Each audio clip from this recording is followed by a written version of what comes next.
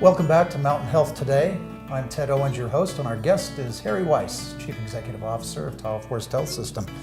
Harry, earlier you shared with us the history of philanthropy, the great gift of the Joseph family, provision of the land on which the hospital itself stands today.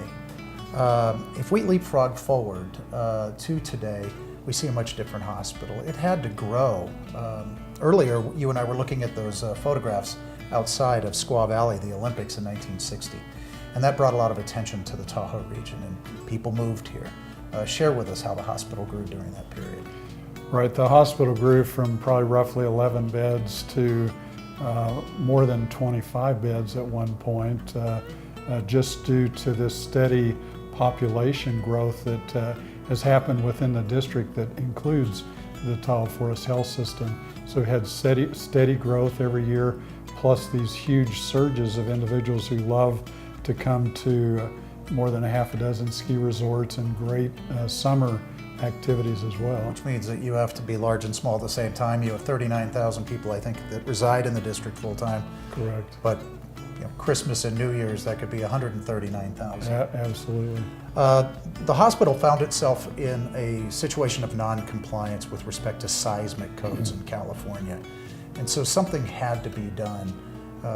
And what resulted was a second wave of support and philanthropy from the community in the form of Measure C to not only meet those seismic requirements, but also to produce the kinds of services the public wished to see. Share with us Measure C and how that came to pass and what it's done. Measure C was very positive, very important for Tahoe Forest Health System, and it really showed almost an unparalleled level of support from voting residents in our district. We're 72% approximately of the voters back in September of 2007 said we'd really like for you we want Tahoe Forest to be here for the long term, so you need to get the seismic upgrades done. We want to see a strong emergency services program. We want to see orthopedics. We want to see an obstetrical program. We want to see your extended care facility. We want to see a special continuation and growth of cancer care. And then very importantly, in addition to that request, they said, we're approving $98.5 million of tax-exempt general obligation bond funding to help you do that. Harry, you mentioned cancer care, and the Cancer Center is a very, very big and important component of Tahoe Forest today. The Gene Upshaw Memorial Tahoe Forest Cancer Center, also affiliated with UC Davis. It was UC Davis's first rural prime affiliation with a hospital. How has that proven to be a game changer in delivery of rural health care? The Gene Upshaw Memorial Cancer Center is an amazing cancer center with chemotherapy, radiation therapy, all the spectrum of cancer center programs. But in addition, it has, during every weekday, it has a tumor board covering each specialty of cancer. We're also able to do clinical trials with UC Davis as well. Let me back up a little bit, because I want to touch on the tumor board. The tumor board, describe that. What is that for our folks at home?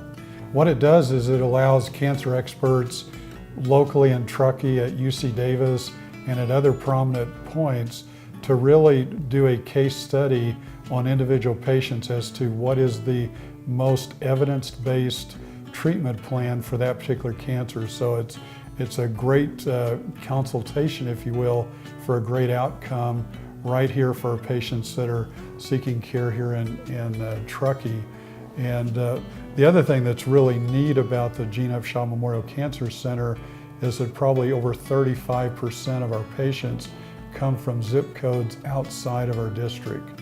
They really recognize the quality of care and value this regional cancer resource. I also understand that the delivery of care is such that patients may come for diagnosis but be able to return home to many of the northern counties, for example, and receive their medicine at home through their primary care physician. That is correct. We use some really neat telemedicine communication to the patient and physicians in their community so that they don't always have to come to Truckee for every episode of care.